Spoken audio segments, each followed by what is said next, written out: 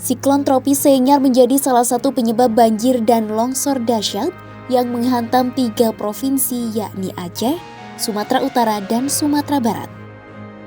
Bencana yang menewaskan lebih dari 800 jiwa ini pun menjadi sorotan sebab sangat jarang terjadi. Berkaca dari peristiwa yang terjadi menandakan ancaman siklon semakin nyata bagi Indonesia. Lantas, apakah Indonesia termasuk wilayah yang dilalui siklon tropis? Simak selengkapnya dalam video berikut.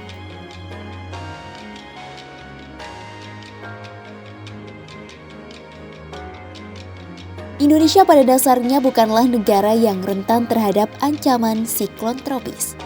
Melansir laman BMKG, secara klimatologis, wilayah Indonesia yang terletak di sekitar garis khatulistiwa termasuk wilayah yang tidak dilalui oleh lintasan siklon tropis. Namun, siklon tropis ini memberikan dampak tidak langsung pada kondisi cuaca di Indonesia seperti siklon tropis Rosi pada 2008 yang terbentuk di sebelah barat Banten, siklon tropis Kirili di sekitar Kepulauan Aru, siklon tropis Inigo yang sempat melintasi Nusa Tenggara saat masih bibit, dan badai tropis Famei pada 2001 di sekitar Semenanjung Malaka.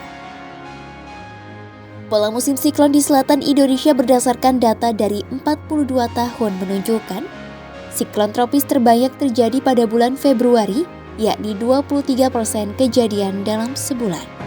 Lalu 22% pada bulan Maret, Januari 21%, Desember 14%, dan April 11%. Namun pada bulan Juni, Juli, Agustus, dan September menjadi bulan-bulan yang selama 42 tahun hampir tidak mengalami kejadian siklon tropis sama sekali.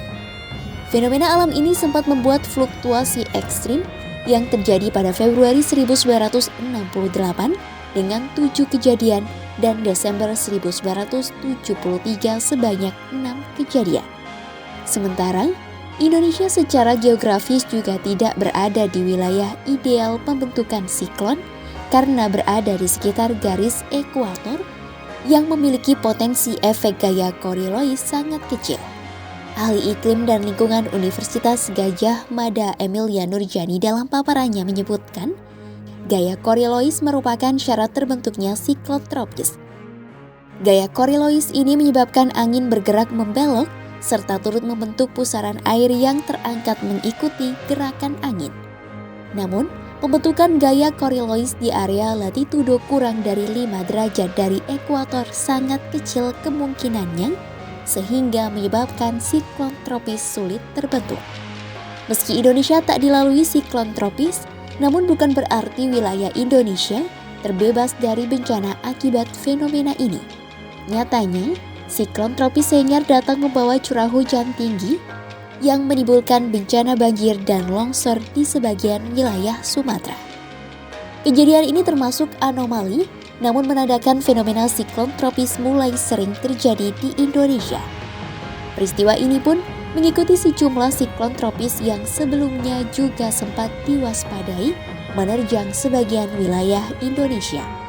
Siklon tropis bisa menimbulkan dampak yang sangat besar pada tempat-tempat yang dilaluinya. Hal itu seperti angin kencang, hujan deras berjam-jam bahkan berhari-hari.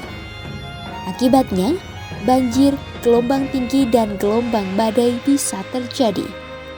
Di laut, siklon tropis bisa mengganggu pelayaran, menenggelamkan kapal, dan memicu gelombang tinggi dan arus kuat. Sementara di darat, fenomena ini bisa merusak bangunan, jembatan, kendaraan, dan mengubah benda menjadi puing beterbangan yang mematikan.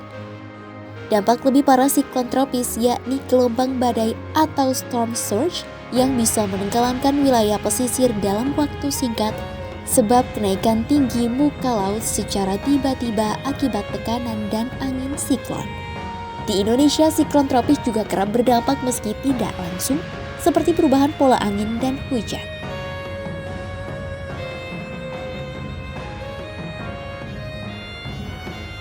Hingga Kamis 4 Desember 2025 sore, jumlah korban meninggal dunia akibat bencana banjir dan longsor Sumatera mencapai 836 jiwa. Update terbaru itu disampaikan Kepala Pusat Data Informasi dan Komunikasi Kebencanaan BNPB Abdul Muhari berdasarkan data yang telah dimutakhir pada pukul 16 waktu Indonesia Barat. Abdul mengatakan, korban meninggal dunia paling banyak ditemukan di Provinsi Aceh sebanyak 48 korban yang tertimbun longsor pada Kamis 4 Desember 2025. Dengan bertambahnya puluhan korban itu, total korban jiwa di Provinsi Aceh menjadi 325 jiwa. Sementara di Sumatera, BNPB menemukan 12 jenazah di Adian Koting dan 6 jenazah di Sumatera Barat. Total jumlah korban jiwa di Sumatera Utara menjadi 311 dan di Sumatera Barat menjadi 200 jiwa. Untuk korban hilang di Aceh, terdata ada 170 jiwa, 127 jiwa di Sumatera Utara, dan 221 di Sumatera Barat. Abdul menegaskan, BNPB masih akan terus mencari korban hilang sampai batas waktu yang belum ditentukan. Indonesia memang bukan wilayah yang dilewati siklon tropis. Namun nyatanya perubahan iklim dan degradasi lingkungan membuat ancaman ini semakin nyata.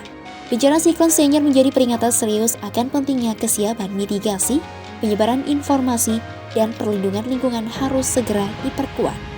Siklon memang tak bisa dicegah, tetapi dampaknya bisa diminimalkan melalui kesiapsiagaan sistematis dan penegakan hukum terhadap perusakan hutan serta edukasi bencana kepada masyarakat. Simak terus update berita-berita menarik lainnya hanya di kanal YouTube Kompas.com.